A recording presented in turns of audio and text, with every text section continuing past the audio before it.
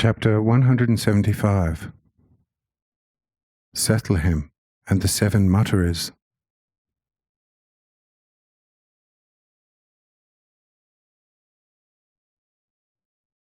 And Sethlehem was ready with another question. But also there Abiram forestalled him and said, Sethlehem, you are not yet clean. For a great doubt oppresses your heart and makes you blind, so that you will not and cannot understand my words. What does it matter if what your brothers think is true or false? For you, too, have nothing as yet by which you could prove the genuineness of your treasure of wisdom. What is now better? To want to beat one wrong with another wrong? Or to recognize the worthlessness of one's own wrong, and then not to oppose the wrong of the brother for the sake of harmony and love?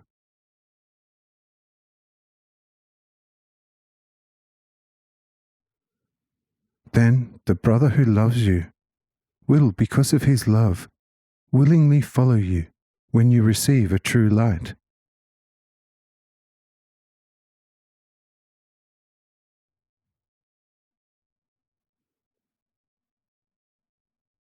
But if you, as a brother, with your own wrong, stubbornly resist the wrong of the other, which makes him angry, will he then follow you when you have received a true light? Behold, love is the beginning of all wisdom. But humility is a powerful lever of love as well as wisdom. When you are humble, truly, no one will try to talk you into something, for where the pugnacious sees no opposition, he soon stops aggression. And what you have within you, no one will contest. Thus humility is the greatest protection for all wisdom, and besides, the best school for learning wisdom, whose seed is love. Pride is the exact opposite, as your own experience should have taught you long ago.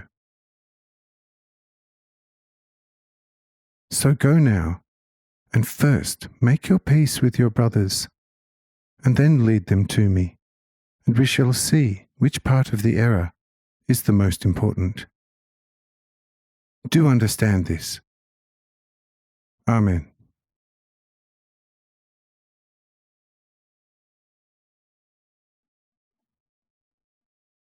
After this speech, it began to dawn on Sethlehem, and he no longer dared ask further questions, but bowed deeply to Abiram, and then immediately went to the 7 brothers.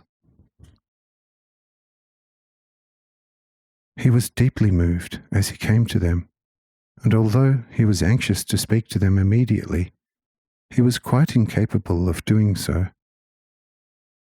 For the recognition of him who had given him such lessons had so deeply stirred him that for quite some time he was unable to utter a word.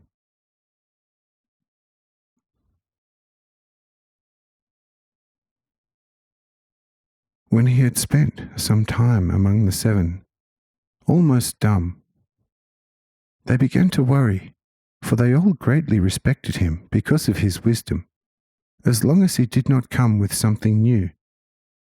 He had to adhere firmly, together with them, to the old tradition, about which he was allowed to prophesy as much as he wanted to, in which case he could expect to have the most attentive listeners in them. But the moment he wanted to introduce them to something new, they no longer listened or even told him to be silent. But this time, when he had been silent for quite a while, they allowed him for the first time to give forth something new, if he by no means wanted to stick to the respectable old. Besides, the former spokesman admitted that he had regretted speaking to Sethlehem as he had done. And Sethlehem's heart felt relieved. His lungs began to breathe more freely, and he felt once more able to speak. And he spoke to them as follows.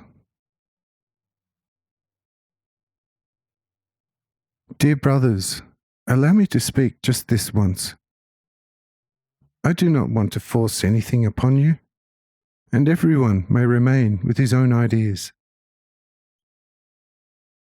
But this time I beg you to have patience with me, and listen from beginning to end. Once you have heard it, you may judge it as you please. And so listen. We stick to the old because it is old, but we do not bear in mind that basically there does not exist anything old. Of course, when we look at something which has existed beside us and become old, we can say, this thing is old, as it has become old together with us.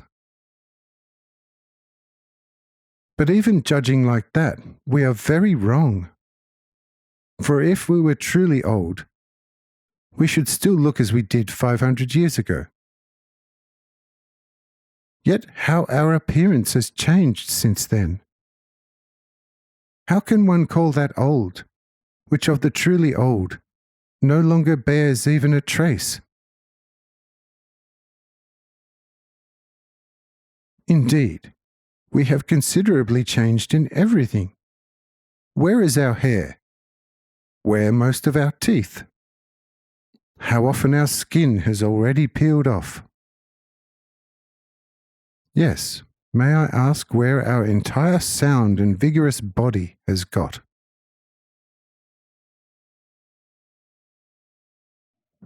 Where are now the trees whose fruit we used to eat as children? Where are the sheep, the goats and cows, which in our childhood supplied us with milk?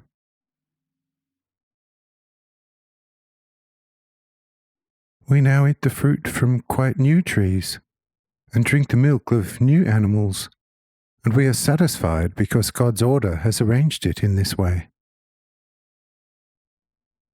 If we stand at a spring, which of us can maintain that every drop welling from it is not a new, or at least renewed one? Yet it tastes very good to us despite this constant renewal.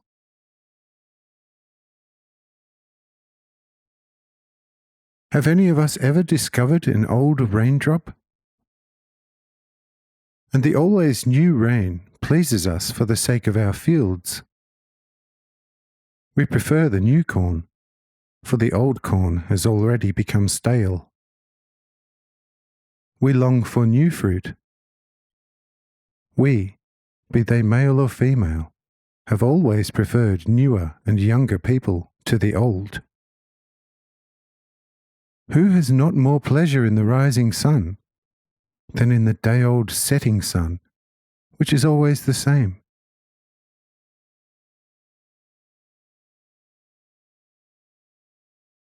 Who does not find the new spring more pleasant than the old cold winter?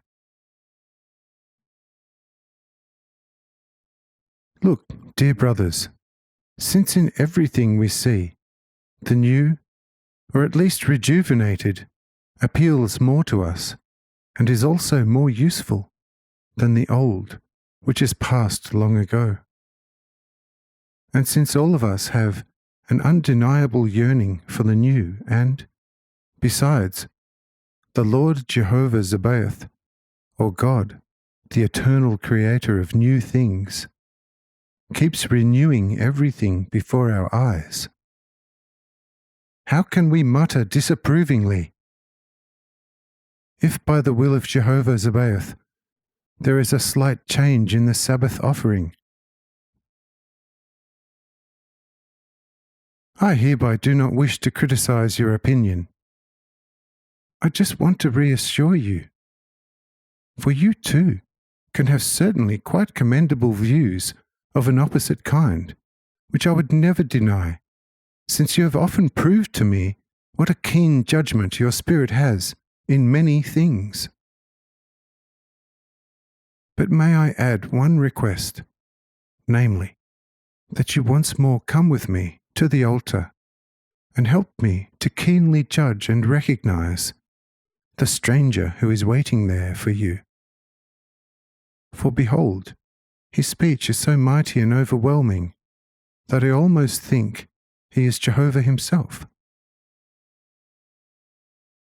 I can see that my statement makes you laugh, but I tell you, do not laugh prematurely, but first investigate the matter about which you want to laugh, and you will then no doubt understand my old saying, that those laugh best who laugh last.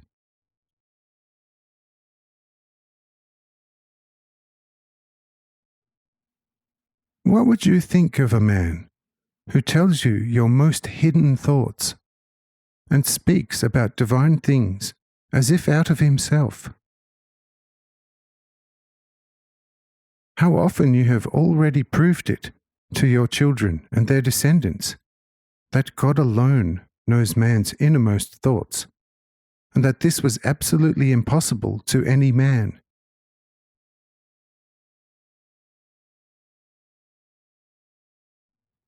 I have never contradicted you in this point, because I always realized how very true your proof was.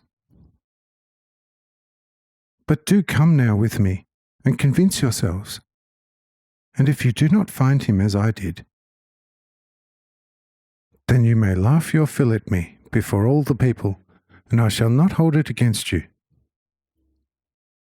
So if you're willing, let us go.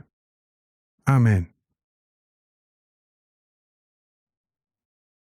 The 7 looked at each other in amazement, and were at a loss what to make of these words. The former spokesman then remarked, "Why not? Bethlehem has already on various occasions led us to all kinds of things. Sometimes they were foolish, but often also rather wise. Since we are used to such things from him, we could as well please him this time too."